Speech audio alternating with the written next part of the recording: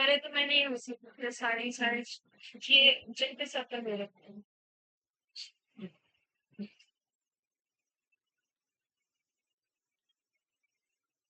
Sir आप एक और क्वेश्चन रिवीव कर हाइट ये बात अरे नहीं नहीं There's some questions here, maybe doubts in your person. More on discussion वाली comments है, important है सब. Coding. एक वैसे हमारे पास एक क्वेश्चन है, वो particularly ऐसा नॉर्मल बात नहीं करते. We have 10 to minus 5 m NaOH solution at 25 degrees Celsius. ठीक है? Is diluted 1000 times. Diluted to 1000 times. Question is the pH of final solution will be. Circle क्या होगा? Doesn't matter discuss everything. The pH of solution will be. Doesn't. देखो आपने क्या किया ध्यान देना सब. वैसे आपके पास NaOH का सोल्यूशन था लेकिन आपने इसको डाइल्यूट कर दिया. डाइल्यूशन जानते हैं ना सब. उसके अंदर पानी मिला दिया. उसे कहते हैं डाइल्यूशन करना पड़ेगा. पानी मिला के आपने वॉल्यूम कितना कर दिया 1000 टाइम्स. 1000 टाइम्स 1000 गुना. आपको नई पीएच चाहिए. आप पहले एक काम करिए. आपको पता है जब आप डाइल्यूशन करेंगे तो क्या उसकी ये मोलारिटी मेंटेन रहेगी, ये बदलेगी. आपको नई मोलारिटी निकालनी पड़ेगी. तो मेरा ध्यान देना सब गर्ल्स. आपको लगाना चाहिए फॉर्मूला M1V1 = M2V2. इसे कहते हैं मोलारिटी इक्वेशन. जब भी कहीं पे हाइड्रेशन करते हैं इसको लगाते हैं. देखो पहले की मोलारिटी कितनी है 10⁻⁵. पहले का वॉल्यूम नहीं पता. Doesn't matter. अगर आपने एक्स मान लिया ना तो अब पता वॉल्यूम कितना हो गया 1000x. वो कट जाएगा एक्स. Doesn't matter. देखो एक्स यहां से कैंसिल हो. बोलो आया समझ. इससे आपको नई मोलारिटी मिली. नई मोलारिटी कितनी आ. बोलो क्लियर हो गया. ये नई मोलारिटी है. नई मोलरता इससे करता है. अब सुनो. अब NaOH जो होता है सबको पता है एक स्ट्रॉन्ग इलेक्ट्रोलाइट है और NaOH ऐसे ब्रेक होता है. अगर ये 10⁻⁸ है ये भी 10⁻⁸ है. इसे क्लियर. लेकिन आपको पता है यहाँ वाटर भी तो प्रेजेंट है. लास्ट टाइम का लेक्चर था वाटर का भी डिसोसिएशन कंसिडर करना चाहिए. अब वाटर का भी डिसोसिएशन कंसिडर करिए. वो 10⁻⁷ है ओएचआर कंसेंट्रेशन. तो नेट कितनी आती है. नेट कंसेंट्रेशन दोनों का सम आना. जब आप दोनों का सम करेंगे तो ये इतना. Is it clear. क्लियर हुआ. इससे आप निकालोगे पीओएच. पीओएच. पीओएच कितना आएगा मालूम है ना 7 - log 1.1. ये पीओएच में 7 से कम आएगा स्लाइटली. ऑटोमेटिकली पीएच क्या आएगी 7 से ज्यादा. ओके.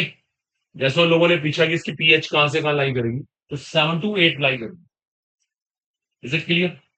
इसमें एक गलती मत कर देना कहीं आप इसको कंसिडर ना करें. अगर आपने इसे कंसिडर नहीं किया तो पता पीओएच कितनी आएगी 8 और पीएच आएगी 6. जो कि प्रैक्टिकली इम्पॉसिबल है. ये बेस है और 25 डिग्री सेल्सियस बेस की पीएच लेस देन 7 नहीं हो सकती. इसके अंदर ये टर्निंग पॉइंट. वो निकलवा नहीं रहे एग्जैक्ट पीएच कितनी. वो तो कह रहे पीएच कहां से कहां लाई करेगी. लेस देन 7 हम कह नहीं सकते. 6 हम बोल नहीं सकते. वो 7 to 8 के बीच में. बोलो क्लियर हो गया. बस अब ध्यान रखना अगर किसी क्वेश्चन में डाइल्यूशन हुआ तो मेरे को नई कंसंट्रेशन निकाल के काम. देखो हर क्वेश्चन से ना एक मैसेज मिलता है. आप कोई भी प्रॉब्लम करे ना उससे कुछ मैसेज निकाले कि क्वेश्चन मुझे क्या कह रहा है. ये क्वेश्चन मेरे को साफ साफ बता रहा है कि पहले नई कंसंट्रेशन निकालनी चाहिए. नई कंसंट्रेशन निकालने के बाद पीएच निकालना. अब आ गया समझ. इसको कुछ कॉपी करना कर लो. हम नेक्स्ट क्वेश्चन डिस्कस करेंगे. तो बाकी जो 10-12 डेज रहेंगे ना आप प्रॉब्लम्स करो. 2-2 घंटे क्लास करो. प्रॉब्लम्स चैप्टर से लेके बैठो. सिस्टमेटिकल की 2-3 चैप्टर की प्रॉब्लम आज डिस्कस करेंगे. 3 की नेक्स्ट करेंगे. ऐसे आप 10-12 डेज से सारी चीजें रिवाइज करो. प्रॉब्लम करने से बहुत शार्पनेस है. घर पे भी प्रॉब्लम्स करो. प्रॉब्लम पे भी फोकस करो. है ना. पहले बोला था डाउट सेशन जितने मर्जी कर सकते हैं. डाउट्स को मैं. और देखो एक बहुत अच्छा क्वेश्चन है. सुपर. हमारे पास था 4 ग्राम NaOH. हमने क्या किया एंड 4.9 ग्राम H2SO2. ये दो हमारे पास कंपाउंड्स हैं. इनको डिसॉल्व किया हमने पानी. Dissolve in water. और हमने पानी में डिसॉल्व करने के बाद क्या किया, the volume is made up to 250 ml, volume is made up to 250 ml, हमने वॉल्यूम को 250 ml बनाया। बात तो सुना, इतना ये लिया इतना ये लिया, दोनों को मिलाया और हमने वॉल्यूम इतना कर दिया। Here the pH of solution is, अब pH निकालनी है सोल्यूशन की। ठीक है, ये भी बहुत अच्छा क्वेश्चन है, डिजर्विंग है। एनसीईआरटी के अंदर ऐसे 4-5 क्वेश्चन लगातार दे रहे हैं। अब थोड़ी सी इसकी केमिस्ट्री समझते हैं, कुछ बातें आपके माइंड में स्ट्राइक करी।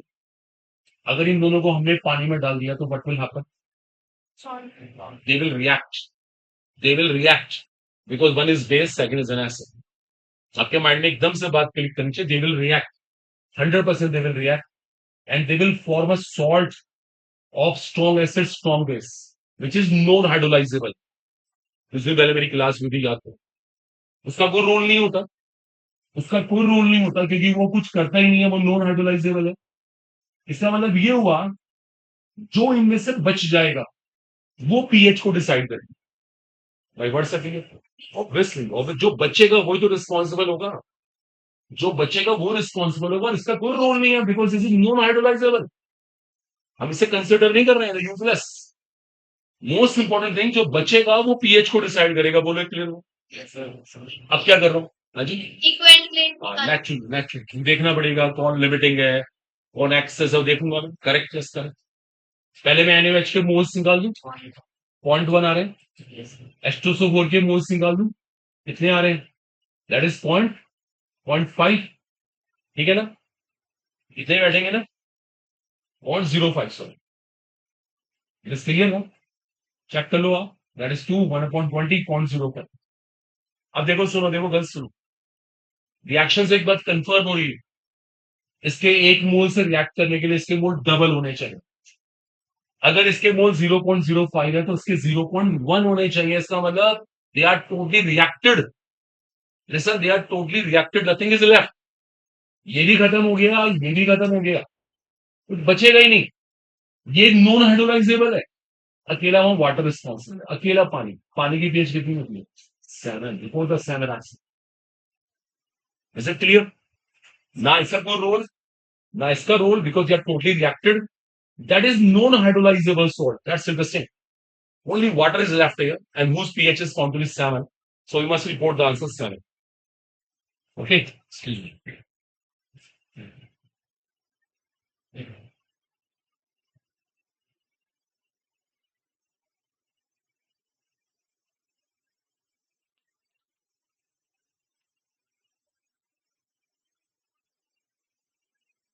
ठीक है, अब बताओ कौन धन्यवाद ये वाला ये चलिए क्लियर सोफा, ठीक है ना। why is pH found to be 7 should be given। देखो एक कॉलम इनके पास और, अगेन गुड क्वेश्चन हो ये, मेरे पास ना के ए वैल्यूज है, के a values, K a values of ammonium ion and hydrocyanic acid, इन दोनों की ना के ए वैल्यूज है। के ए का मतलब क्या होता है, आयनाइजेशन कांस्टेंट ऑफ एसिड। ये दोनों एसिड की तरह काम कर रहे हैं, दोनों की के वैल्यूज है मेरे पास, एंड सॉरी या कितनी कितनी है, 5.76 10⁻10 एंड 4.8 10⁻10। कोई इशू नहीं। Question is now what is the equilibrium constant for this reaction. वो मेरे से बोल रहे हैं इस रिएक्शन का इक्विलिब्रियम कांस्टेंट जो है, जस्ट के, this K is called equilibrium constant। Got it? मुझे किसी ने दोनों के के ए दिए और इसका इक्विलिब्रियम कांस्टेंट निकालने के लिए बोला। देखो मैं क्या करूंगा, मेरे पास जो गिवन इंफॉर्मेशन है ना, मैं क्या करूंगा, पहले देखो ये मेरी टारगेट इक्वेशन है, मैं इसको जनरेट करूंगा इन दोनों की हेल्प से। कैसे, ये एज एन एसिड काम कर रहा है, चलो बताओ, अगर ये एज एन एसिड काम कर रहा है तो ये पानी में कैसे बिहेव करेगा, इसको H+ रिलीज करने पड़ेगा, as it is working as an acid. It will form ammonia and hydronium ion. Is it clear? Yes. Its value is how much? 5.76 10 to minus 9. It's equilibrium constant. पक्का? Second time hydrocyanic acid वो पानी में क्या release करेगा? Hydronium ion. तो same chemistry है. In this case के how much? 4.8 10 to minus. बोलो क्लियर है? अब मुझे इन दोनों से ना ये इक्वेशन जनरेट करनी. ऐड नहीं करेंगे. ऐड करने से इक्वेशन आएगी. मेरे को सेकंड को रिवर्स करके ऐड करना पड़ेगा. एंड इफ यू नो, जब इसको मैंने रिवर्स किया तो इक्विलिब्रियम कांस्टेंट का रेसिप्रोकल हो जाता है, और मैंने ऐड किया, दोनों को मल्टीप्लाई कर दूंगा. इसका मतलब ये हुआ, जिस इक्वेशन के लिए मैं वर्कआउट कर रहा हूं उसका इक्विलिब्रियम कांस्टेंट यार. My words are clear? जब मैंने रिवर्स किया तो रेसिप्रोकल किया. इसको मैं रिवर्स करूंगा ना, मेरे को सी नेगेटिव इधर चाहिए. देखो ये रहा सी नेगेटिव, तो इसको रिवर्स करते ही रेसिप्रोकल हो जाएगा, अपोन में चला जाएगा. देखो अपोन में चला. और जब मैं रिवर्स करके इसमें ऐड करूंगा तो दोनों कांस्टेंट आपस में मल्टीप्लाई करूंगा. They are multiplying. Is it clear? Problem solve. Doesn't matter. इससे क्या हो गया? Ionisation constant equilibrium constant meaning is same. और क्या, एक ही तो होता है सब कुछ. ये जितने भी चैप्टर में कांस्टेंट है, के ए, के बी, के डब्ल्यू, के एच, के आई एन, के S T, these all are equilibrium constants. But there are some special cases. That is for acid, that is for base, that is for water, and that is for the salt, that is for indicator, that is for sparingly soluble salt. Doesn't matter. है तो ये सारे equilibrium constant ही. अब आपको आ गया समझ? देखो अच्छे से क्लियर हो. हाँ, हमारे नोट कॉपी करना करो इसका एजो लाइक पे. आप तो क्लियर हो गया ना? बताओ और कौन सा क्वेश्चन? कहां से मर्जी निकालो, कोई भी चैप्टर से आप ऑनर पूछ सकते हो, कोई ब्रांच हो. देखो इनके पास एक क्वेश्चन हो, बड़ा क्वेश्चन है, ग्रेट क्वेश्चन. डालो उसको. सर एक और क्वेश्चन, ये क्वेश्चन हाँ मैं इसको लिखूंगा, मैं क्वेश्चन कॉपी कर दूंगा फिर करूंगा.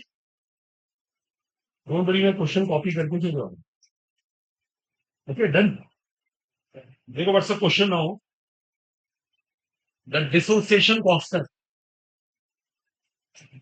of HCN is 1.3 10 to minus 9. Question is the value of hydrolysis constant of NaCN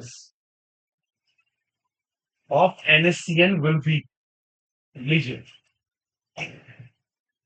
देखो सीधी सी बात है, मेरे पास ये एसिड है, इसका आयनाइजेशन कांस्टेंट है, डिसोसिएशन कांस्टेंट, आप कुछ भी कह सकते हो.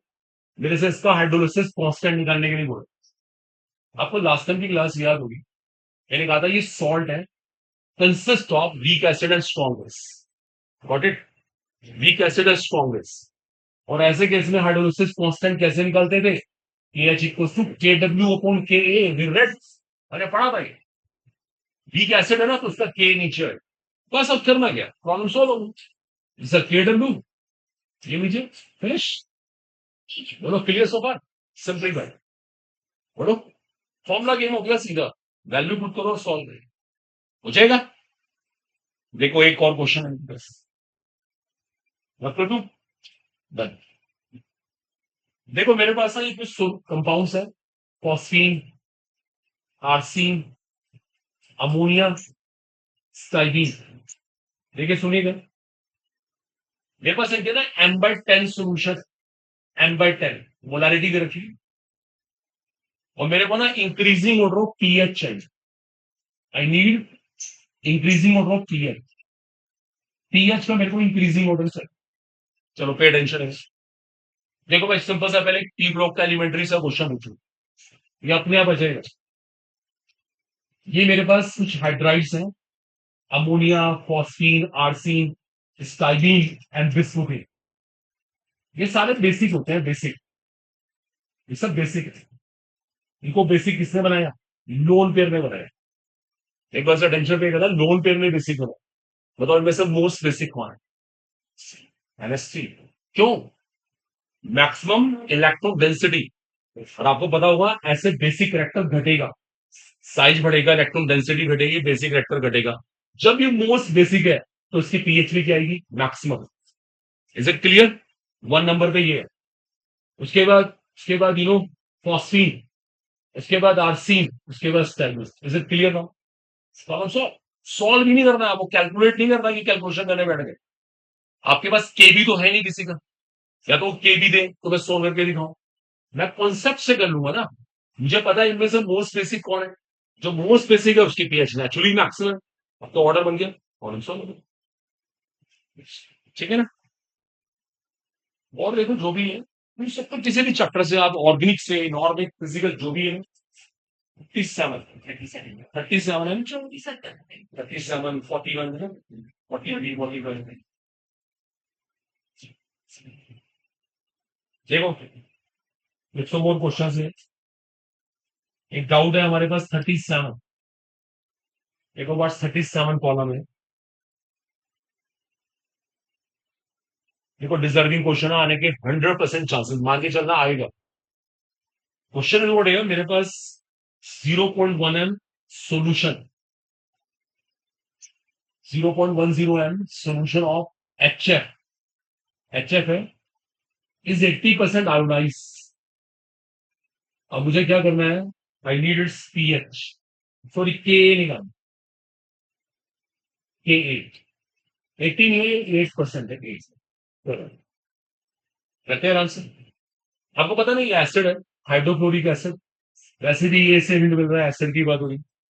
आपको लास्ट टाइम मैंने एक फॉर्मूला सिखाया था, K is equal to C alpha square over 1 minus alpha. याद है आपको? आप इसको लगा सकते हैं। अब क्या क्या करना है, देखो सारी वैल्यू गिवन है, आएगा श्योर आएगा। देखो राइट में करके दिखाता हूँ, मैं आंसर भी निकाल के दिखा क्या। वैल्यू सी 0.1, अल्फा कितना रखा आपने, 8/100, 0.08, 0.08 स्क्वायर हो गया। नीचे से 1 माइनस अल्फा छोड़ देना था, because it is less than 10%। Okay, बस ये सिंप्लीफाई करना है। 8 8 जा 64, 10 टू -4 और 10 टू -6, नहीं -5 कर दूंगा। ये लीजिए, ये तो कैलकुलेशन कर लेंगे। हाँ एक मिनट, इसको सिंप्लीफाई करके ये आंसर आता है। देखो ऐसा ऑप्शन हमारे पास है, या आपका ए मैच कर रहा है। देखो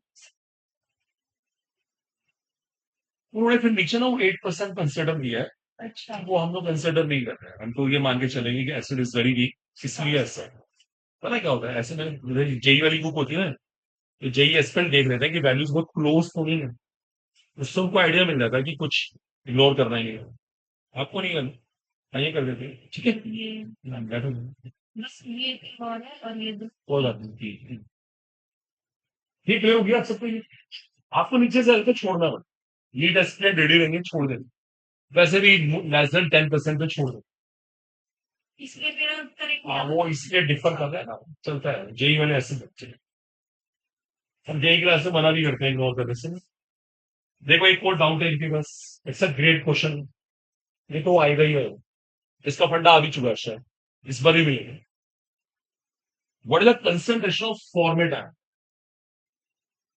मुझे इसकी कंसंट्रेशन निकालनी है, present in a solution of 0.01 m formic acid. मुझे ये कंसंट्रेशन निकालनी है इन दिस। और एक इंटरेस्टिंग बात और है, इसका के मेरे पास है, और एक और इंपॉर्टेंट बात है, एंड 0.01 m HCl भी वहां पर है। यार इंटरेस्टिंग, ये क्वेश्चन का टर्निंग पॉइंट है। देखो पहली बात, formic acid you know very well, acid break होता है। फॉर्मिक एसिड सबको पता है एसिड ब्रेक होता है। Time zero concentration is 1, that is 0 0, 1 minus alpha alpha, C से आपने मल्टीप्लाई कर दिया, चलेगा। बट आपको पता है ये कौन है, स्ट्रॉन्ग एसिड। यहाँ पे क्या करेगा, कॉमन आइल इफेक्ट, ये कंसिडर करो था।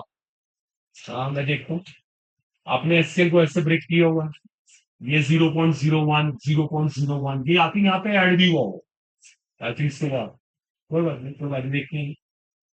अब के का आपने एक्सप्रेशन बनाया होगा, C alpha into C alpha plus 0.01 upon C into 1 minus alpha. 1 C is cancel out. Sure. Value of Ka is this. Okay. अंदर आपने अल्फा से मल्टीप्लाई कर दिया, आपने अंदर अल्फा से मल्टीप्लाई किया, आप यहां तक आ जाए. Is it clear?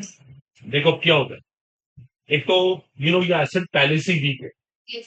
Common effect इसको और वीक करने वाला है, तो आप नीचे से 1 माइनस अल्फा छोड़ देंगे, बिल्कुल श्योर. अल्फा की हायर पावर भी छोड़ देना. आपको लास्ट में मैंने एक मैथ्स कहा था, दिया हुआ वैल्यू 0.1, आप उसका स्क्वायर कर रहे हो 0.01, So, वो वैल्यू बहुत छोटी होती है तो उसकी स्क्वायरिंग और छोटी हो जाती है. तो हायर पावर इग्नोरेबल छोड़ दिया हमने, यहां से अल्फा निकाल के ये अल्फा इस बार ये है, आप डिवाइड कर देना लाके 100 से. क्लियर हुआ? अब मेरे को क्या चाहिए, I want format and concentration, मेरे को ये चाहिए ये. तो सी अल्फा करूंगा मैं, C was this but alpha is this. Is it clear to you? ये ले वाला अल्फा रखूंगा मैं. अब मेरा आंसर दिया, प्रॉब्लम सॉल्व. 1.8 10⁻⁴. सच ऑप्शन भी है, यस भी है. बोलो फाइनल हुआ. yes, sir. एक सेकंड में देखो देखो देखो, तो यहाँ पे कॉमन इफेक्ट कंसिडर करना, इस सबसे मेन चीज है यहाँ पर ना, इसका बहुत इंपॉर्टेंट रोल रहेगा. और बोलिए. 41 बाई में आ रहा है. हाँ कोई बात नहीं, यही है बराबर. 40 कशियर 40 बेटर. देखो बस 43 इज सुपर क्वेश्चन, अल्टीमेट. ये तो देखो जेई लेवल की कॉलम है. So down. देखो आपको ये, आपने पैटर्न सीखो, ऐसा क्वेश्चन पक्का, ये बिल्कुल श्योर है, वो करना करना था. ये इसके पीछे एक मैथ्स होता है, जब कोई वैल्यू बहुत स्मॉल होती है तो उसकी हायर पावर, क्यूब, स्क्वायर सब इग्नोर हो जाए, मैथमेटिक्स नहीं है. ओके, अब आप देखो एक क्वेश्चन देखो, ये ग्रेट क्वेश्चन, ये जेई लेवल की प्रॉब्लम है. मैं करता हूं, मैं ट्राई करता हूं. How much water must be added, how much water must be added to 300 ml of 0.2 m solution of acetic acid. How much water must be added to 300 ml of 0.2 m solution of acetic acid? K is this. K is this for the degree of ionization. For the degree of ionization, that is alpha, of the acid to double. Question यही, कितना पानी मिला है, इसमें कितना water मिला है, जिससे उसका अल्फा डबल हो जाए. That is interesting. आपको पता होगा ना, अल्फा डाइल्यूशन के ऊपर डिपेंड करता है, डाइल्यूशन से अल्फा बढ़ता है. She is right, very good. तो अल्फा डाइल्यूशन डिपेंडेंट है, हमें अल्फा को डबल करना है, दैट इज इंपॉर्टेंट. तो कह रहे हैं कितना पानी मिला, कितना वाटर ऐड करें. अब देखिए सुनिए, आप डजन मैटर से पानी मिला रहे हो, पानी क्या करेगा, एक तो इस कंसेंट्रेशन को डिस्टर्ब कर देगा. अंडरस्टूड. अल्फा तो डिस्टर्ब होगा ही होगा, वही हमें चाहिए. लेकिन ये जो के है, it will remain constant because that is temperature dependent. ये सबसे मेन चीज है. बस यही क्वेश्चन करने का बेस है. मैं कर रहा हूं, मैं ये वाला फॉर्मूला लगाऊंगा और दो केसेस लेके चलूंगा, एक बिफोर एडिशन ऑफ वाटर, एक आफ्टर एडिशन ऑफ वाटर. नीचे से 1 माइनस अल्फा छोड़ूंगा, कन्वीनियंस. लो पहली बार के इतना, कंसेंट्रेशन कितनी है 0.2. अल्फा, अभी अल्फा ही रख रहे हैं हम लोग, सॉल्व नहीं कर रहे हैं, ऐसे छोड़ रहे हैं. अगली बार के इतना ही है, but that concentration has been change. ये हाँ, पता नहीं मैंने कितना पानी मिलाया, आई डोंट नो कितना पानी मिलाया, मुझे पता नहीं है. मैं एक काम कर रहा हूं, मैं नई कंसेंट्रेशन को ना सी मान लेता हूं. This I have to calculate alpha to alpha of sugar. Is this maths clear? मैं जानबूझ के सी निकालूंगा. वैसे सी निकालने से क्या फायदा होगा, I have got new concentration. Now I will apply M1 V1 is equal to M2 V2. I have M1, I have volume, I have a new concentration. I will get the new volume. The how much water has been added. Yes, sir. नहीं, yeah, how much के लिए minus कर दी? You're right. I have got total volume now here. तो जो V2 यहां से आएगा, मैं उस V2 में से 300 माइनस कर दूंगा. That water has been added. Challenging question है. अगर आपका एम्स मेडिकल होता ना एम्स, तो वो ऐसे क्वेश्चन जरूर पूछते थे. वो पूछते थे ऐसे प्रॉब्लम्स. अब थोड़ा सा लेवल डाउन है, लेकिन फिर भी गुड प्रॉब्लम एटलीस्ट क्लियर. वो ये पूछ सकते हैं कि इस प्रोसेस में क्या चीज कांस्टेंट रहेगी, अल्फा बदलेगा नहीं बदलेगा, तो कॉन्सेप्चुअल क्लियर कर रहे हो. डाइल्यूशन से अल्फा डिस्टर्ब होता है, but K will remain same as it is temperature dependent. तो हो जाएगा होपफुली. ठीक है, करना आप श्योर आंसर है. देखो एक कॉलम और है इनके पास, अब करने 45. देखो एक कॉलम और है. Equal to question, a handbook state the solubility of this in water, this temperature, pressure is this. Okay, find the maximum pUH that can be attained by dissolving this. देखो, equal to question क्या है, मेरे पास है gas है RNH2. आपको पता होगा 1 degree amine बोलते हैं इसको. इसको पानी में डाला.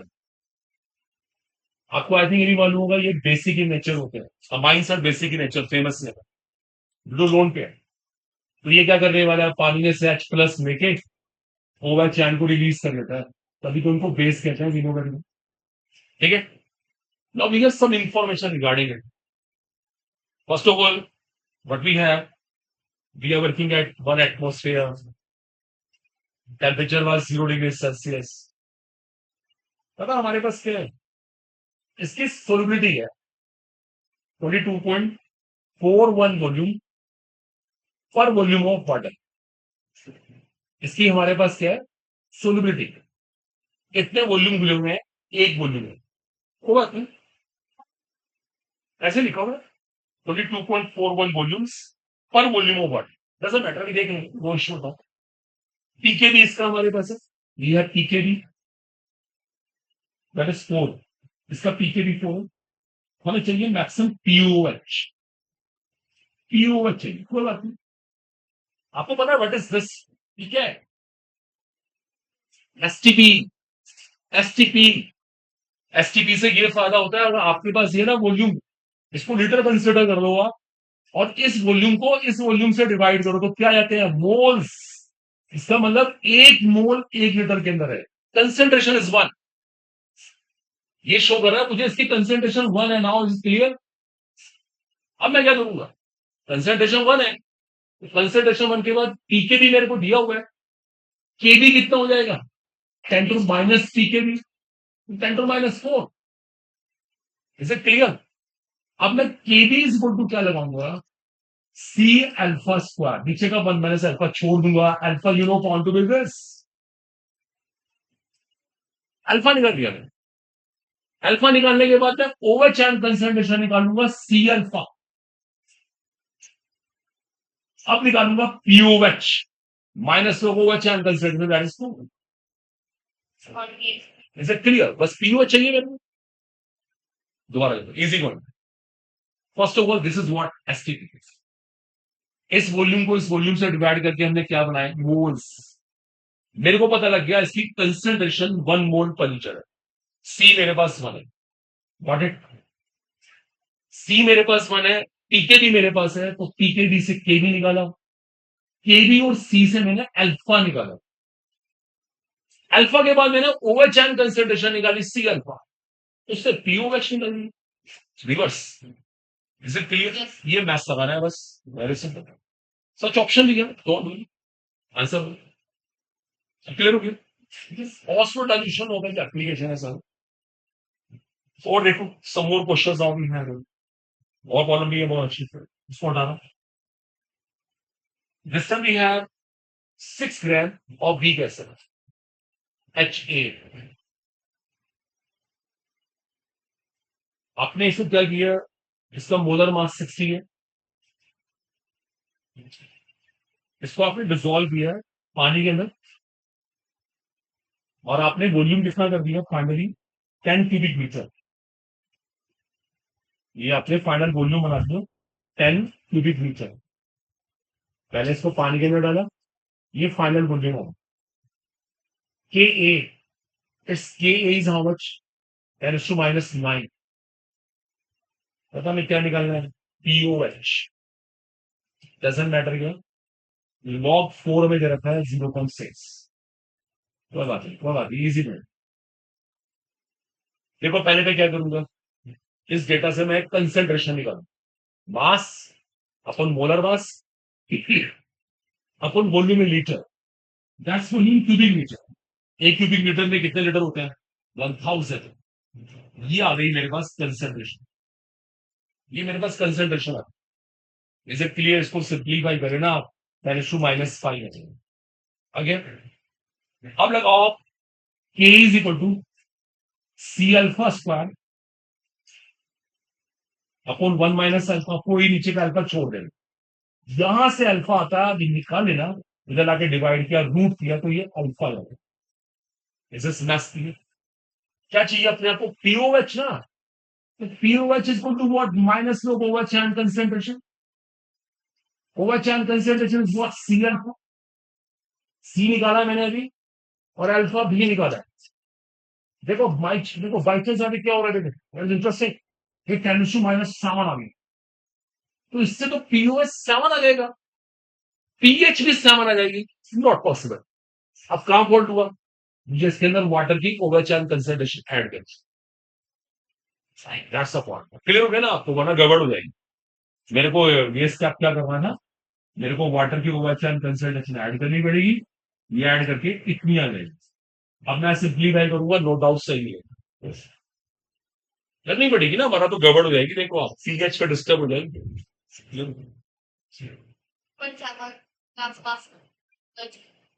ठीक है, रुक तो हो जाएगा। देखो एक क्वेश्चन और है बहुत अच्छा, ऐसा कहना ग्रेट क्वेश्चन है।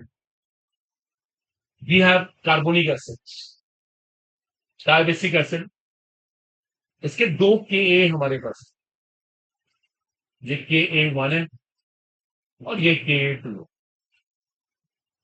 मेरे पास 2 के ए है, एक 1 और एक 2। और मुझे क्या निकालना है, मुझे ना बाई कार्बोनेट आयन कंसेंट्रेशन निकालना है। और एक इंटरेस्टिंग बात है, ये जो कंसेंट्रेशन है 0.025 है, ठीक है, कोई बात नहीं। आप एक काम करो, आपको पता है 2 के देने से क्या पता लगता है, ये 2 स्टेप में टूटेंगे, पहले ऐसे, अगली बार ऐसे, ठीक है। अब देखो मुझे क्या करना चाहिए, पहले मुझे गिवन डेटा से ये कंसेंट्रेशन निकालनी चाहिए, फिर इसमें से कुछ चूक के बची हुई कंसेंट्रेशन निकालनी चाहिए। इन दिस वे मेरे को वर्क करना चाहिए। कैसे करेंगे, यू नो, ये 0.025, अगर मैं ऐसे मानूं इसमें से एक्स चला गया, इट विल एक्स चलेगा, इसको भी ये लो। मैं पहली इक्वेशन के लिए वर्कआउट कर रहा हूं, और पहली इक्वेशन से मैं यहाँ पे ये वाली इक्वेशन लेके चलता है, बोलो आ रहा है सिंपल। लेकिन पता क्या हुआ, देखिए अब मुझे इस एक्स में से भी कुछ ब्रेक करना है, because some part has moved, but problem is that this factor is very very small with respect to it. इसका मतलब आगे डिसोसिएशन ना के बराबर हुआ है, आप उसको छोड़ सकते हैं। आप नीचे वाली इक्वेशन कंसिडर ना करोगे, इग्नोर, सीधा अगर आपने एक्स निकाल दिया, you will get the answer, it is directly it's concentration. अब तो आगे, अच्छा एक ऐसा क्वेश्चन और है, उसमें जो अगली वाली वैल्यू है बहुत स्मॉल नहीं है, तो वहां पे आपको कंसिडर करना पड़ेगा। या फिर मैथ्स चलता है, मेरे को फाइनल पीएच चाहिए, तो मैं दोनों का सम लेके वहां से पीएच निकालूंगा। ट्राई करोगे अगला क्वेश्चन के लिए ना, तो मेरे को बताना ये अप्रोच है, ठीक है। और खत्म हो गया, फॉर बताओ, तो भी किसी के पास कोई क्वेश्चन हो ना, डजंट मैटर वो किसी भी टॉपिक से हो, कहीं से भी कोई प्रॉब्लम हो, 61 is what? देखो सब टेंशन रहेगा ना, बहुत सा क्वेश्चन है 16 में, ग्रेट क्वेश्चन। देखो इस क्वेश्चन की मैं एक समरी बनाता हूँ, आप ट्राई कर। We have this case, This equation is going on. Okay. The equilibrium pressure is 0.3 atmosphere. I have equilibrium pressure. ये मेरे पास कितना है 0.3 एटमॉस्फेयर. I need KP. मुझे केपी निकालना है. Ultimate question. अब मेरे को बात का सिंपल सा आंसर देते हैं. सबसे मेन चीज यही है, ये जो इक्विलिब्रियम प्रेशर है ये किसका प्रेशर है? सबका मीन्स कौन कौन है यहाँ पे? That's a fact. बिकॉज ये सॉलिड है, इसको हम कंसिडर करेंगे नहीं. 100% इन दोनों की वजह से ये प्रेशर. पक्का. एक बात और इंटरेस्टिंग है, मिक्सचर में अगर इसका 1 मोल है तो उसका भी 1 मोल है.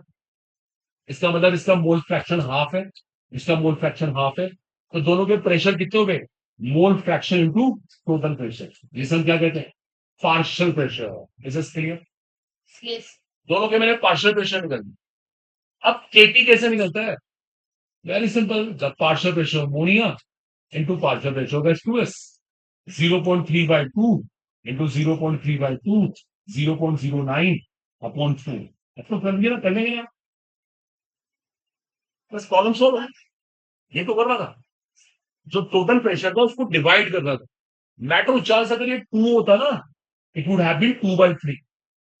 फिर 2/3 करते, वो 1/3 होता. तो आपको यहाँ पे ध्यान से करना है. और एक बात हो रहा है, ये सॉलिड है, ऐसे कंसिडर नहीं करें. बहुत अच्छा क्वेश्चन है, देखो आने के चांसेस है. देखो तभी टेस्ट सीरीज में आया भी.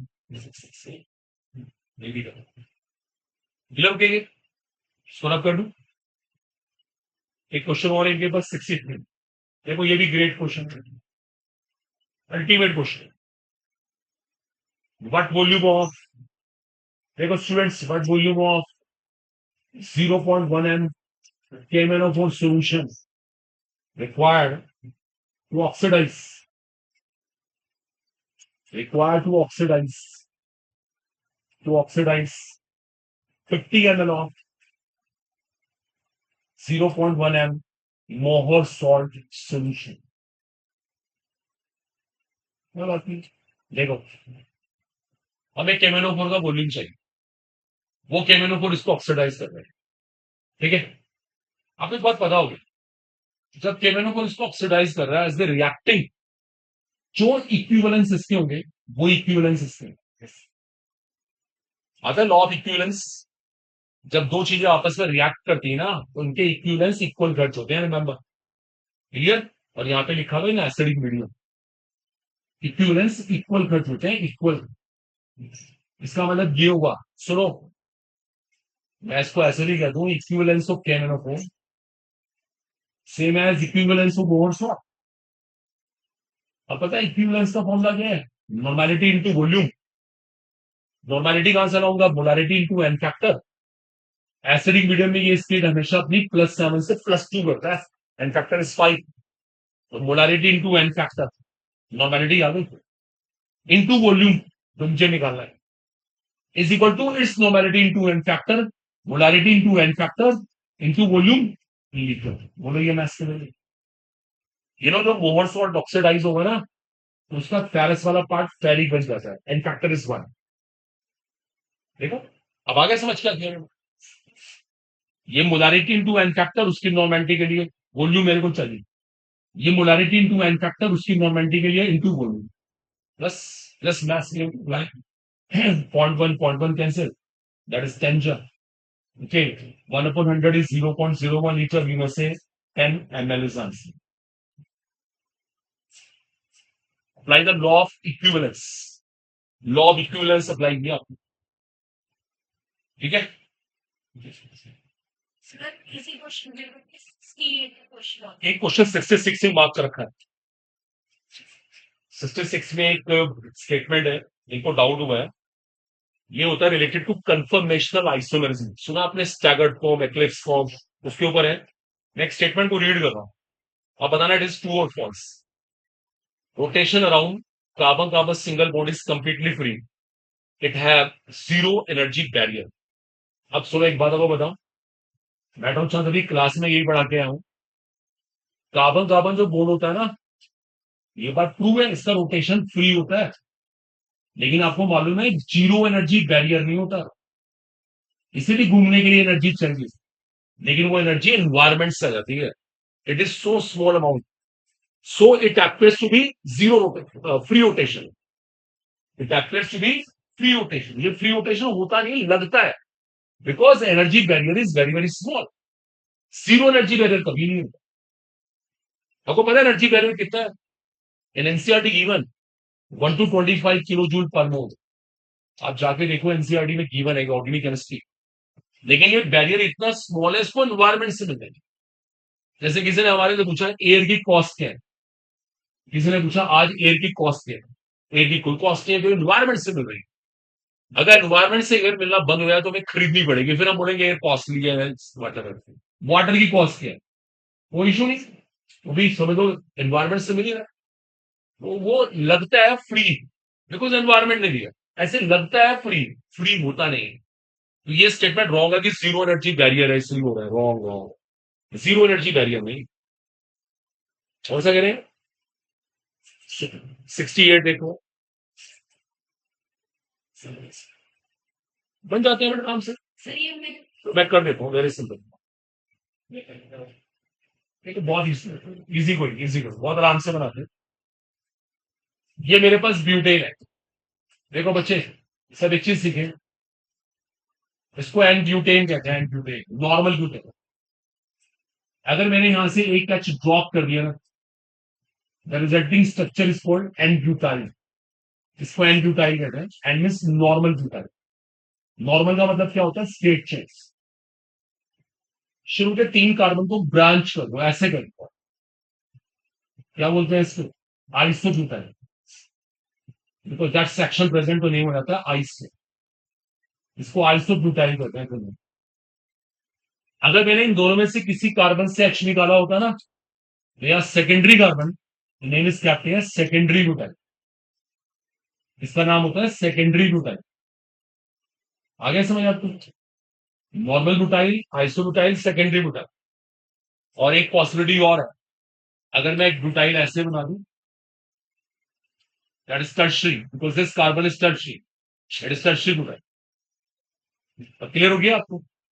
सर टर्शी बुटाइल का तो नियो तो नहीं नहीं, नियो सिस्टम 5 कार्बन कम से कम तब शुरू होता है, नियो पेंटाइल, पेंटाइल से शुरू होता है नियो, नियो ब्यूटाइल में कुछ होता ही नहीं।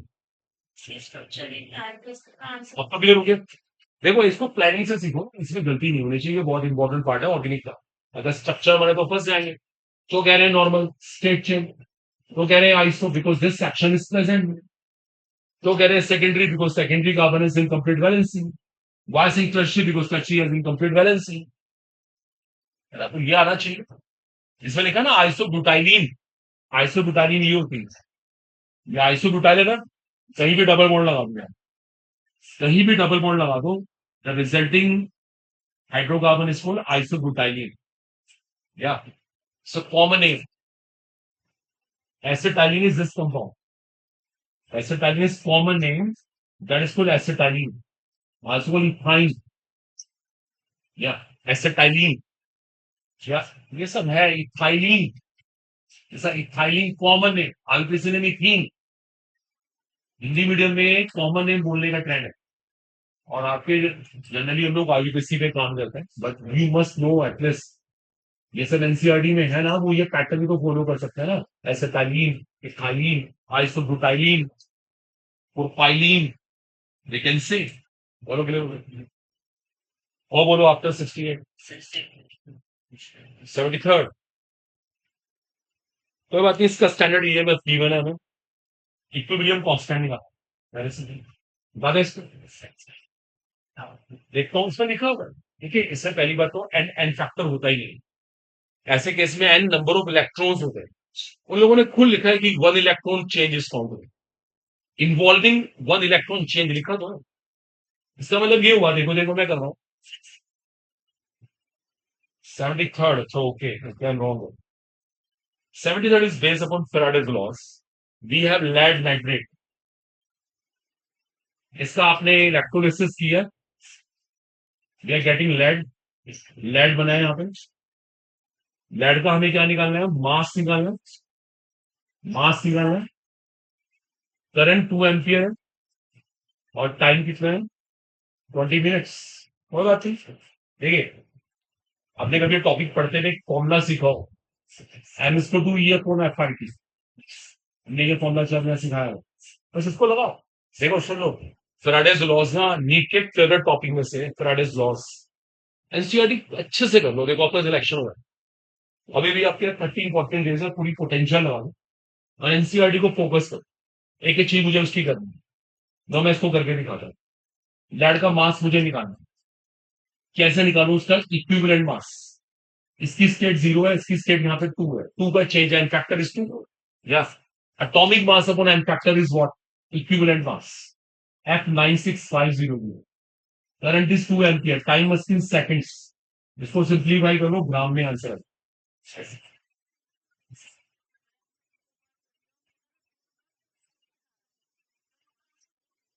एक मिनट, हो नहीं सकता, मैं करके दिखाता हूँ, देखो आप पूरा सॉल्व करके दिखाता हूँ। Both the zeros are cancel है और 2 को नीचे लेंगे, 2 से 2 भी कर दिया। 207 इंटू 2 ये 6 भी रहेगा अपॉन 965, यही तो आ रहा है। देखो 12 12 7 जा 84, 8 12 2 जा 24, 2484 अपॉन 965, ये आ रहा है। अगर आप सॉल्व करोगे देखो आंसर आएगा, देखना एक बार। 2484 अपॉन 965 कितना आता है? 2484 2484 डिवाइड बाय 965, 2.57 आ रहा है। फर्स्ट मैच तो कर रहा है। सर इसका आंसर क्या है? 2। इम्पॉसिबल है। इसलिए मैंने मिसप्रिंट हो जाता है, ठीक है। डोंट वरी, बिल्कुल सही है, कोई डेटा रॉन्ग नहीं है, each and everything is correct. हाँ डोंट वरी, सही है। और बताइए, और बोलिए। 85, देखो जो भी पूछना देखो,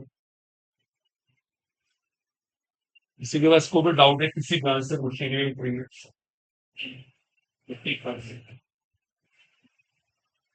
55 में क्या है? The enthalpy combustion of methane at this temperature is the heat liberated when this gram of methane is burnt इन।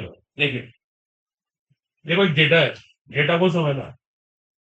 मेरे पास है enthalpy of combustion of methane है, हाउ मच? हाउ मच है? 890 किलो जूल पर मोल, ठीक है।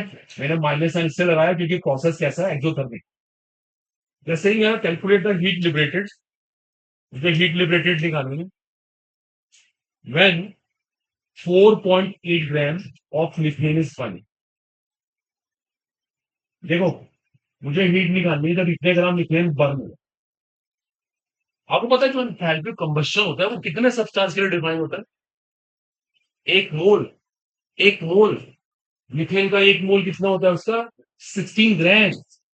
तो ये heat कितने से निकली? 16 ग्राम से। It should be clear to you. 16 gram से अगर इतनी हीट निकली, एक से कितनी निकलेगी और 4.8 से कितनी निकलेगी? Is this maths clear? Maths clear? Combustion की डेफिनेशन लगाओ ना। एंथैल्पी कंबशन का मतलब यही है itself कि एक मोल से कितनी हीट निकली। एक मोल में इसका 16 ग्राम हो गया, तो 16 से इतनी, इससे इतनी, तो क्लियर हो गया 300। इसको हटाओ, नीचे डेसिमल 10 आएगा और 16 3 जा 3 9 जा and 267, this much heat is liberated. I think ये ऐसा ऑप्शन हमारे पास है, 267 79। देखो ट्राई करते हैं, इट्स अ ग्रेट क्वेश्चन है। देखो व्हाट इज 79? केमिकल बॉन्डिंग है, again super chapter chemical bonding. हमें ना शेप्स निकालनी है इन दोनों की। देखो बच्चे, इन दोनों की शेप्स निकालनी है। देखिए सुनिएगा, इन दोनों की शेप्स चाहिए मेरे को।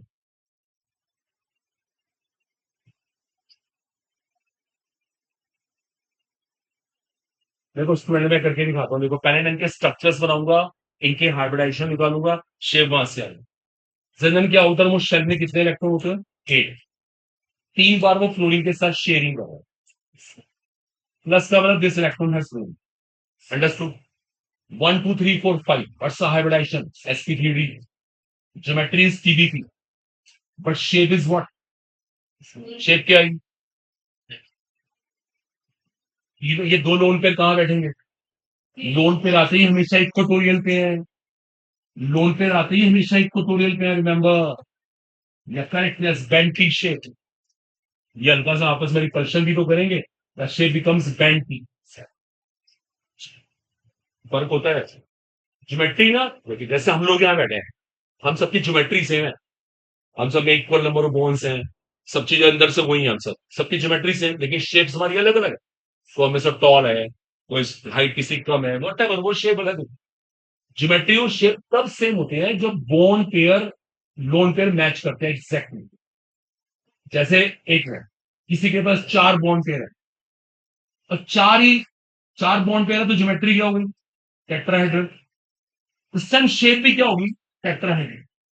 लेकिन जैसे ही इसमें एक लोन पेयर आएगा ना, तो geometry tetrahedral, shape will change, the shape becomes pyramidal, V shape, bent, etcetera etcetera. जब शेप देखेंगे तो Yeah, you have to consider, ये तो VSCPR मॉडल है, 100% होगी। तभी तो हमें जरूरत पड़ती है, हाइब्रिडाइजेशन एक दो के फेल हो जाता है, जैसे ही लोन पे रहता है हाइब्रिडाइजेशन इज नो आंसर, वहां पे नीड होती है VSCPR मॉडल। देखो ये लगता है ना VSCPR model, the lone pair is occupying the equatorial side. अब इसका एक पार्ट और है, इसकी भी शेप निकालनी। जनन के आउटर मोस्ट शेल में 8 इलेक्ट्रॉन्स, 1 2 3 4 5, ये लो 5, देखो ये ऐसे बन गए। इस टाइम 5 और एक 6 पेयर, ज्योमेट्री इज ऑक्टाहेड्रल। यहां पे लोन पेयर आके बैठेगा, बाकी सब फ्लोरीन होंगे। स्क्वायर पिरामिडल, इसको square pyramidal, the shape is termed as square pyramidal. Problem solve, clear हो गया? पहले की shape bent shape, and next square pyramidal. We have this option, B is answer. ये वाली बताओ जिसकी रेगुलर ज्योमेट्री है, व्हाई नॉट? इसका मतलब क्या बताओ, लेकिन आपको रेगुलर ज्योमेट्री कब होती है? रेगुलर ज्योमेट्री तब होती है जब कोई लोन पेयर नहीं होता, लोन पेयर ना हो परफेक्ट, जिसमें कोई डिस्टोर्शन नहीं हो रहा। जैसे देखो एक मोलिक्यूल वाटर है, ये रेगुलर ज्योमेट्री रख ही नहीं सकता, इसमें 2 लोन पेयर है। PF3 के पास एक लोन पेयर है, SF6 के पास कोई लोन पेयर नहीं है, दैट्स अ परफेक्ट। और जेनन हेक्साफ्लोराइड के पास भी लोन पेयर है, its shape is distorted octahedral, if you know. Answer is SF6, perfect octahedral, regular geometry, all the bond lengths equal, all the angles equal। और बताइए, और बोलो, कुछ भी पूछना हो, कुछ नहीं करना। I know 64। देखो 64 में ना कुछ इक्वेशंस है हमारे पास, क्वेश्चन इनमें से कौन सी इनकरेक्ट इक्वेशन। देखो ये थोड़ा सा ना, ये जो क्वेश्चन है, ये हाइड्रोकार्बन चैप्टर से है, पर्टिकुलरली एल्केन्स। इसमें ना कुछ चीजें ना फैक्ट्स है, मैं करता हूँ, मेरे को तो लर्न है, मैं आपको लर्न भी करवा दूंगा अभी। आप कभी जाके नोट्स पे देखना, समवेयर बुक देखना, इसे कहते हैं कंट्रोल ऑक्सीडेशन। इस आर्टिकल को कंट्रोल ऑक्सीडेशन कहते हैं। आपने कभी सुना होगा, ये कैलकेन है, आप इसका ऑक्सीडेशन करके एल्डिहाइड बना सकते हैं, सॉरी अल्कोहल बना सकते हैं, अल्कोहल से एल्डिहाइड बना सकते हैं, एल्डिहाइड से एसिड भी बना सकते हैं। क्या बनना है पता है? ये डिपेंड करता है कैटलिस्ट के ऊपर, कैटलिस्ट प्लेज अल्टीमेट रोल, ये सब कैटलिस्ट डिसाइड करता है। जैसे पहले केस में क्या हो रहा है, मिथेन से मिथेनॉल बन रहा है। मेरे को एक बात पक्की याद है, इसमें कॉपर को एज अ कैटलिस्ट लेते, ये रट्टा हुआ में नहीं, ये फैक्ट्स है। अगर मैं यहाँ पे कैटलिस्ट ले लूंगा, molybdenum oxide, it becomes formaldehyde. देखो मैंने ऐसे कैसे याद रखा, मुझे कैसे लर्न लगा। Its name is what? Molybdenum, denum, this of formaldehyde, dehyde, denum dehyde. ऐसे मैंने ट्रिक बना रखी है, मेरे को याद रहता है। एक केस में लिया हुआ है मैग्नीज एसिटेट, मैग्नीज एसिटेट, उससे बनता है एसिटिक एसिड। अब देखो मैंने खुद ऐसे मेमोराइज कर लिया, एसिटेट से एसिटिक एसिड, डेनम से डिहाइड, इसमें कॉपर वाले केस में अल्कोहल। Is it clear? जो उसकी लास्ट रिएक्शन है, ये रॉन्ग है। ये रॉन्ग इसलिए है, उन लोगों ने इसका ऑक्सीडेशन करके ना एसिटिक एसिड बना दिया। ये रिएक्शन तब होती है जब यहाँ पे डेंसिटी हाई होती है। I remember in NCERT that cases given है, उन लोगों ने ये कंपाउंड लिया हुआ है और फिर ऑक्सीडेशन करके यहाँ पे अल्कोहल बनाया है। बिल्कुल फैक्ट्स है, फैक्ट्स। आप एनसीईआरटी हाइड्रोकार्बन कंसल्ट करो, वहां पे एक क्वेश्चन मिलेगी। यहाँ पे डेंसिटी हाई की वजह से ऑक्सीडेशन है। ये जो लोग कर रहे हैं ना last reaction totally wrong. NCERT से उठा के लिख दिया डिपेंड। देखो मेरे को तो रट्टा पता है, इससे मैंने बता दिया। मतलब बहुत ज्यादा सिर पैर नहीं है इस क्वेश्चन के। लॉजिक लिया बस, डेंसिटी हाई होगी तो होगा। ये इसके अंदर प्रॉब्लम है, इससे लास्ट आंसर है। और बताइए, और कुछ किसी को पूछना? जो आपने अभी एक्सप्लेन करा है वैसे ही हो जाएगा, ये फास्ट क्वेश्चन नहीं है। इसमें क्या किया आपने? एक मोल मिससेल फाइल दिया, दो मोल में, दो मोल में। Yes yes yes. और कौन में टोटल प्रेशर इस तो ये पार्शियल प्रेशर में पड़े करेक्ट प्लस वही क्वेश्चन है। 54 50 59 इसी पे नहीं नहीं ये लग रहा है। ठीक है, 57 पे ठीक है, कोई बात नहीं। देखो 54 क्या देखो, आपके पास ये रिएक्शन प्ले कर रही है, इसकी एंथैल्पी दे रखी है रिएक्शन में -92.4 किलो जूल। क्या बात नहीं रहेगी, माइनस नहीं। आपको एंथैल्पी ऑफ फॉर्मेशन चाहिए और अमोनिया। देखो बच्चे, एंथैल्पी ऑफ फॉर्मेशन डिफाइन होती है 1 मोल के लिए। यहाँ पे एंथैल्पी में 1 मोल नहीं है, यहाँ पे 2 मोल बन रहे हैं। और एंथैल्पी ऑफ फॉर्मेशन तो 1 मोल के लिए होती है, इसलिए इस डेटा को 2 से डिवाइड करके 1 मोल की बना दो। That's answer. वैल्यू रखोगे माइनस नहीं, साइन नहीं चेंज होगा। Formation enthalpy negative. ओके, एक और बहुत अच्छा क्वेश्चन है, थर्मो लगती है इसके अंदर। आपने इतने ml 0.2 मोलरिटी का HCl लिया, इसके अंदर आपने इतने ml कितनी मोलरिटी का NaOH मिला दिया। कह रहे ये बताओ कितनी हीट रिलीज हुई है, एंथैल्पी निकालनी है। अब सुनो, आपको एक बात पता है थर्मो के अंदर आती है, when one equivalence of strong acid reacts with one equivalence of strong base, the enthalpy found to be 57.1 kilojoule. ये डेटा कभी सुना आपने? इसको एंथैल्पी न्यूट्रलाइजेशन बोलते हैं। whenever one equivalence of strong acid reacts with one equivalence of strong base, that enthalpy is found। अब मैं क्या कर रहा हूं, पहले मैं इसके इक्विवेलेंस निकालते हैं। इसकी नॉर्मेलिटी मोलारिटी सेम है, फैक्टर इज 1।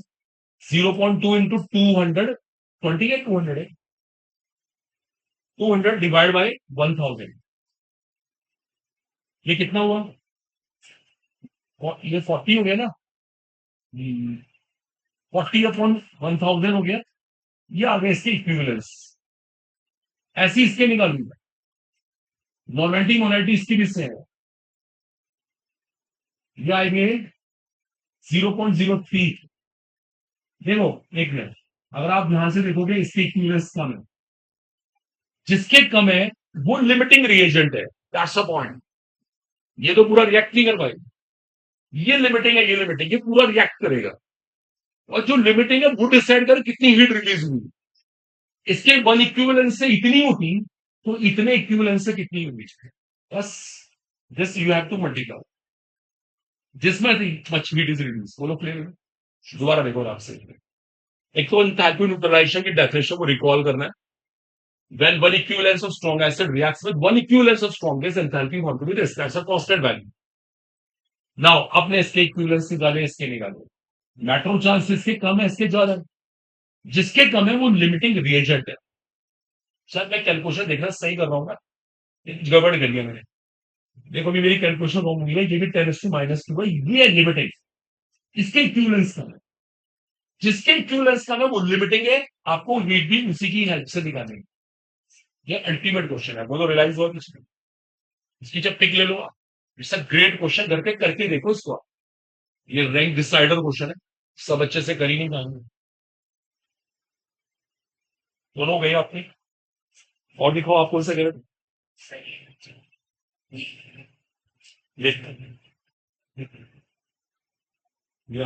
ये भी ऐसी है। देखो आपके पास पोटेशियम डाइक्रोमेट है, ये क्या कर रहा है, एसिडिक मीडियम है ना। देखो बच्चे, एसिडिक मीडियम में ना ये क्या कर रहा है, टिन को ना टिन को ऑक्सीडाइज कर रहा है इनटू स्टेनिक क्लोराइड। स्टूडेंट्स, ये टिन को ऑक्सीडाइज कर रहा है into Stenik chloride, Stenik chloride. और ये ना, ये कितना है, 1.19 ग्राम। और एक बात और है, ये देसी नॉर्मल है, n/10। यार इसका वॉल्यूम निकाल के दिखाया, वेरी सिंपल। जो इक्विवेलेंस इसके हैं वो इक्विवेलेंस इसके, mass upon equivalent mass, atomic mass upon n factor. इसका एटॉमिक मास कितना है, दे रखा है अभी 119। पता है इसका एन फैक्टर कितना है, 0 से +4 स्टेट हुई है, 4। That's clear. स्टैनिक का मतलब ये तो होता है, एक स्टैनस होता है वो 2+ होता है, SN2+ स्टैनस होता है, SN4+ stannic. Normality into volume, volume हमें निकालना है। इसको सॉल्व कर दो, आंसर आ जाएगा। लीटर में आएगा, उसको एमएल बना देना, इक्विवेलेंस को सेम करना होगा। सर ऐसे क्वेश्चन मैं कहा तो कोई बात नहीं। अबे आज थोड़ा से डाउट ले रहे, कल प्लानिंग से कर ले, कोई टेंशन नहीं। आप भी लेके आना ना। ये रिडक्स होता है सर। हाँ रेडॉक्स से, ये सर रेडॉक्स रेडॉक्स से चलता है सर। देखो लिख लो जो अपनी वीकनेसेस है ना, आप उसको नोट कर लो कि ये वीकनेसेस है आपकी, करा देंगे इसकी। लॉ ऑफ इक्विवेलेंस भूलना नहीं है, आपको कराते हैं। और बताओ, और कुछ चीज इस तरह की, इसी क्लास को डाउट है। 47 47 में क्या मैंने गिवन सर रिएक्शन है मोस्ट एप्रोप्रिएट फॉर द फिक्टरिंग ऑफ 2 डिग्री अमाउंट। देखो बच्चे, हमें ना 2 डिग्री अमाइन चाहिए। यार इनमें से सबसे अच्छा मेथड कौन सा रहेगा? यार 2 डिग्री अमाइन के लिए 2 डिग्री हाइलाइट ले लेते हैं, इसकी रिएक्शन अमोनिया से करा देते हैं। दूसरा ऑप्शन है 2 डिग्री हाइलाइट ले लेते हैं, इसकी रिएक्शन पहले सोडियम साइनाइड से कराते हैं और फिर क्या करते हैं, इसका रिडक्शन कर देते हैं। रिडक्शन 2 डिग्री हाइलाइट हमारा, 2 डिग्री अमाइन हमारा ए है। एक मिनट, तो डजंट मैटर। तीसरा ऑप्शन है, एक 1 डिग्री अमाइन लेते हैं, इसकी रिएक्शन करते हैं एल्डिहाइड के साथ, फॉलोड बाय हाइड्रोजन प्लैटिनम। चौथा ऑप्शन है 1 डिग्री हाइलाइट लेते हैं, इसके 2 मोल ले लेंगे, तो 2 मोल लेके इसकी रिएक्शन करेंगे potassium phthalimide, potassium phthalimide followed by hydrolysis. और हमें क्या चाहिए, 2 डिग्री अमाइन चाहिए। देखो आपको सारी रिएक्शन समझाता हूँ 1 बाय 1। आपने 2 डिग्री हाइलाइट दिया, डजंट मैटर है 2 डिग्री हाइलाइट। ऐसी एग्जांपल है ना, अमोनिया जाएगा, न्यूक्लियोफिलिक डिस्प्लेसमेंट कर देगा यहाँ पे। लेकिन जब अमोनिया डिस्प्लेसमेंट करेगी तो आपको ये वाला अमाइन मिलेगा, और ये अमाइन तो 2 डिग्री नहीं होता, ये तो 1 डिग्री है, तो किसके पास NH2 है। आपको पता है अमाइन में क्लासिफिकेशन कार्बन के बेसिस पे नहीं हो, NH2 NHN, तो ये आंसर नहीं हो सकता। दूसरा, साइनाइड यहाँ पे इसको डिस्प्लेस करके आरसीएन बनाने का, अगर आपने इसका रिडक्शन किया, ये भी 1 डिग्री अमाइन बनेगा, ये CH2 NH2 बन जाएगा। This can't be answer. आ रहा है समझ? ये अमोनिया डेरिवेटिव है, आपको पता है यहां से वाटर का लॉस हो जाता है, न्यूक्लियोफिलिक एडिशन एलिमिनेशन रिएक्शन आती है ये। अगर आपने इसका रिडक्शन किया, रिडक्शन करने से इसको H मिलेगा, इसको H मिलेगा, this is 2 degree amine, this is 2 degree amine. और ये पोटेशियम थैलिमाइड वाली रिएक्शन कौन सी है, कैप्टन थैलिमाइड, वो तो 1 डिग्री बनाती है। एंड आंसर इज सी।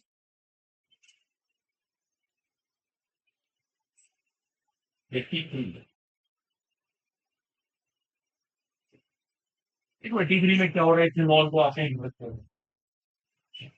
कोई बात नहीं, बियर सीजन सिखाते हैं एक्वस केमेनोफोर। कोल्ड एक्वस केमेनोफोर को बोलते हैं बियर्ड्स रिएजेंट, पिंक कलर का होता है और रिएक्ट करके कलरलेस कलर। देखो आपने इथेनॉल लिया, इसकी आपने रिएक्शन दी है स्ट्रॉन्ग H2SO4 के साथ, कह रहे गैस बनेगी, सबको पता है कौन सी गैस बनेगी, हीन। और ये गैस क्या कर रही है, कह रहे गैस को ट्रीट किया कोल्ड एक्वस केमेनोफोर से। तो पता है कोल्ड एक्वस केमेनोफोर का काम क्या है, इसको कैसे बोलते हैं, बियर सीवेंट है, ये करता है सिन हाइड्रोक्सिनेशन, ये दोनों पे ओवर चोचा लगा देता है। The answer is what? Glycol. Answer is glycol. See, sir मेरा एक क्वेश्चन था कि केमेनो ऑर्बिट एमएन के पास प्लस 7 स्टेट होती है कि ये मतलब डी ऑर्बिटल में कोई इलेक्ट्रॉन नहीं होता फिर क्लब क्यों होता है इसमें कलर होने के पीछे रीजन इलेक्ट्रॉन का ट्रांजिशन नहीं होता है, Right. चार्ज ट्रांसफर स्पेक्ट्रा होता है, इसको बोलते हैं सीटी स्पेक्ट्रा। एक फिनोमेना होता है चार्ज ट्रांसफर स्पेक्ट्रा, ये भी सिखा दूंगा मैं। केमेनोफोर इसी कैटेगरी में है, पोटेशियम डाइक्रोमेट इस कैटेगरी में है। इनके पास कोई इलेक्ट्रॉन नहीं है पीडीडी ट्रांजिशन हो सके, ऐसा इलेक्ट्रॉन नहीं है। इनके पास क्या है, चार्ज ट्रांसफर स्पेक्ट्रा करने का कॉन्सेप्ट है। तो इतना ही करें फिर, है ना, दो मिनट बाकी कर लेंगे तो, और अच्छे से और कर लेंगे। और ठीक है, आप देख लो, देखो आप प्लान कर लो। 21 तो हो ही गई कि बाकी जो हमारे पास 13-14 डेज है उन्हें कैसे यूज करें, मैक्सिमम आउटपुट आए। और फॉरम देखो, जैसे देखो आपकी कुछ वीकनेसेस निकली, लॉ ऑफ इक्विवेलेंस आपको नहीं आता, इसकी कंडीशन थोड़ी सी दिखती। इक्विलिब्रियम चैप्टर को भी और थोड़ा सा अच्छा करने की जरूरत है हमें, ऑब्वियस है। वो तो मैंने देखा ही आपकी वीकनेस थी। बाकी ऑर्गेनिक इनऑर्गेनिक अच्छे से आप करो अपने, डाउट्स लाओ। कोऑर्डिनेशन केमिस्ट्री इतनी पूरी है, 3 कॉलम एटलेस आ रही है, केमिकल बॉन्डिंग से कम 4 कॉलम्स आएंगे ही आएंगी। स्कोरिंग है पी ब्लॉक, तो अपने आप थोड़ा देख लो, आप प्लान कर लो, जो हो सकता है अपनी साइड से बेस्ट करते हैं। और देखो 180 आउट ऑफ 180 केमिस्ट्री को एम बना के चलो, तभी देखो सिलेक्शन होता है। प्रॉब्लम करने पे फोकस, खूब सारे डाउट्स आप भी लेकर आओ, सब बच्चे जितने भी हैं सब डाउट लेकर आए, आज की इतना ही है।